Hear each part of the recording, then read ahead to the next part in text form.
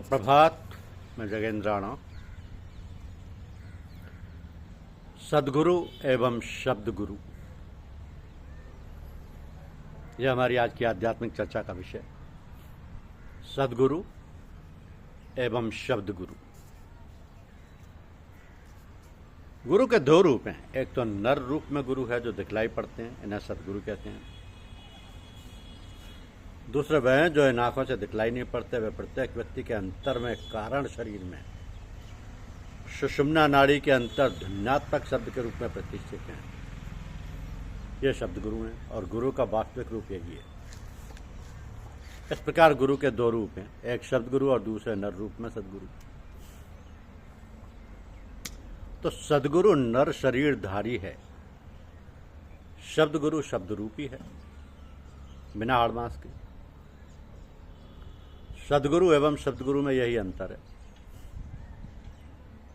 सद्गुरु की महिमा में कहा जाता है ना कि सद्गुरु की महिमा अनंत, अनंत किया उपकार, लोचन अनंत उघारिया, अनंत दिखा मनहार। जय खोजत ब्रह्मा थके सुर नर मुनि हरिदेव, कहें कबीर सुन साधवा कर सद्गुरु की से। गुर साहिब कर जानिए रहिए शब्द समाए, मिले तो दंडवत बंदगी पल पल ध्यान लगाए। गुरु गोविंद दो खड़े काके लागू पाए, बलिहारी गुरु आपने गोविंद दिया बता। घर में घर दिखलाई दे सो गुरु संतोष जान, पंच शबद धुनकार धुन बाजे गगन निशान। गुरु किया है देह को सदगुरु चीना नाय, भवसागर की धार में फिर गोते खाए। ये तन विष की वेलणी गुरु अमृत की खान, शीश दिए भी गुरु मिले तो भी सस्ता जान। सब धरती का गद करूं लेखनी सब बन रहा है, सात समुद्र की मसी करूं गुरगुन लिखा न जाए। वस्तु कहीं ढूंढे कहीं कहीं विद्या आवे हाथ, क्या कबीर तब पाई है जब भेजी लीजिए साथ। भेदी लीना साथ कर दीनी वस्तु लखाए, कोट जन्म का पंथ था पल में पहुंचा जाए। सदगुरु महल बनाइया प्रेम गिलावा दीन, साहेब दर्शन कारने सबद झरोखा की। तो सदगुरु के वास्तविक रूप को समझने एवं पहचानने में लोगों को बड़ा भ्रम है। साधारणतः सदगुरु को लोग साधारण मनुष्य समझते हैं, यही भ्रम है। इस प्रसंग में यही गुरबानी है कि गुरु का स्वरूप शब्द रूप है। गुरु रूप ना समझे कोई भ्रम में पड़े अज्ञानी, गुरु को मानुष जानकर भक्ति का करें व्यवहार। सो प्राणी अति मूढ़ है कैसे जाए भव पार, देह के बने अभिमानी। सूरत शिष्य गुरु शब्द है शब्द गुरु का रूप, शब्द गुरु की परख बिन डूबे भरम के कूप, वृथा नर जन्म गवानी। गुरु ज्ञान का तत्व है गुरु ज्ञान का सार, कमल जैसी गति आनी। तो यह है गुरु का वास्तविक रूप।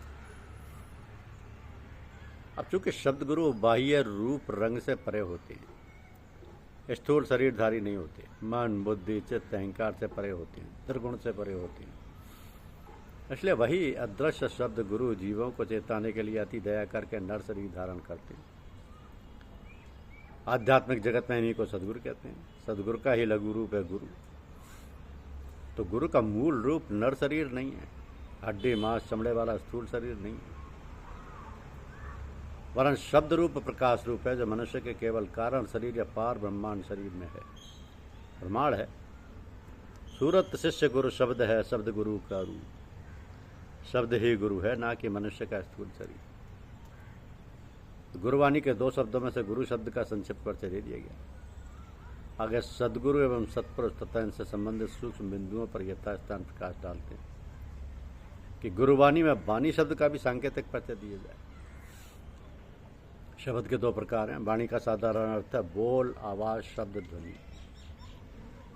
यहाँ वाणी का विशेष अभिप्राय शब्द से है। शब्द दो प्रकार के हैं, एक ध्वन्यात्मक, दूसरा वर्णात्मक।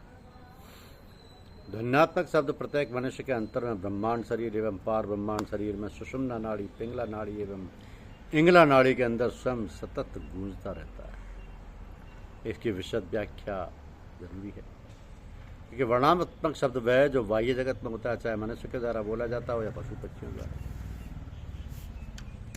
और ध्वन्यात्मक शब्द भी दो प्रकार के, एक तो वह जो बिना किसी आधार के मनुष्य के कारण शरीर में सुषुम्ना नाड़ी के अंदर स्वतः सदा गूंजता रहता है। इसका कोई बाह्य आधार नहीं है, वो अंतर्ध्वनि है, उसका कोई भौतिक आधार नहीं है। उस अंतर्ध्वनि का मूल आधार मालिक कुल का प्राकट्य शब्द रूप है और कहीं कोई नहीं। तो ध्वन्यात्मक शब्द का दूसरा प्रकार वो है जो किसी के आधार पर हो, स्वतः नहीं हो सकता। जैसे घंटे की ध्वनि, शंख की ध्वनि, मृदंग ध्वनि, सितार की ध्वनि, सरोद की झनकार, वीणा की झनकार, तबले की बोल, झांझ डफ की ध्वनि इत्यादि। ये जितने भी वाद्य यंत्र हैं इनकी ध्वनि भी शब्द है और ये भी ध्वन्यात्मक शब्द है। मगर ये ध्वन्यात्मक शब्द किसी के सहारे होती है, स्वतः नहीं हो सकता। वाद्य यंत्र हो और इन्हें बजाने वाला कोई हो, इस प्रकार एक अंतरीय ध्वन्यात्मक शब्द और दूसरा बाह्य ध्वन्यात्मक शब्द। और वर्णात्मक शब्द भी दो प्रकार के। वर्णात्मक शब्द वर्णमाला अक्षरों के माध्यम से बोले जाते हैं, जिनमें जिह्वा, तालु, होठ, दांत, कंठ के सहारे शब्दोच्चारण होते हैं। वर्णात्मक शब्द भी दो प्रकार के होते हैं, एक सार्थक शब्द, दूसरा निरर्थक शब्द। सार्थक शब्द वो हैं जो वर्णाक्षरों के द्वारा मनुष्य अपने भाव व्यक्त करने के लिए प्रयोग करते हैं। जैसे परमपिता परमात्मा का ही अंश है जीवात्मा। अब जीवात्मा परमात्मा से भिन्न नहीं है, परमात्मा का ही रूप एवं गुण जीवात्मा में अंश रूप से व्याप्त है। भेद केवल अंश और अंशी का है। परमपिता परमात्मा सच्चिदानंद घन है, मनुष्य सच्चिदानंद स्वरूप है। ये वाक्य और उसमें प्रयुक्त शब्द समूह सार्थक शब्द जिनसे मनोभाव व्यक्त होती है। अब संसार की भिन्न भिन्न भाषाएं वर्णात्मक शब्द समूह हैं। मनुष्य अपने मन में जो सोचता है वह भी मुख भाषा में ही सोचता विचारता है। अंतर चिंतन भी बिना किसी भाषा के नहीं होता। ये मनोविज्ञान की खोज है जिसकी प्रमाणिकता सिद्ध है। अतः वर्णात्मक शब्द का महत्व काल पुरुष के ब्रह्मांड जगत में कम नहीं अपितु सर्वाधिक है। निरर्थक शब्द वे हैं जिनका कोई अर्थ नहीं निकलता, जैसे पशु पक्षियों की बोली या पागल अथवा गूंगे की बोली। जगत में सारा आध्यात्मिक साहित्य, मानव जीवन दर्शन, धार्मिक ग्रंथ तथा विश्व का सारा कार्य व्यवहार इसी वर्णात्मक सार्थक शब्द समूह एवं वाक्य विन्यास द्वारा ही होता है। अतः वर्णाक्षरों अर्थात वर्णात्मक शब्द एवं अंतरीय ध्वन्यात्मक शब्द दोनों प्रकार के शब्दों का मानव जीवन में बड़ा महत्व है। गोस्वामी तुलसीदास के रामचरितमानस ग्रंथ में बाल कांड का प्रारंभ संस्कृत के प्रथम श्लोक से होता है, जिसमें सर्वप्रथम वर्णों की ही वंदना है। वर्णानाम अर्थ संघानाम रसानाम छंदसाम अपि मंगलानाम च कर्तारो वंदे वाणी विनायको।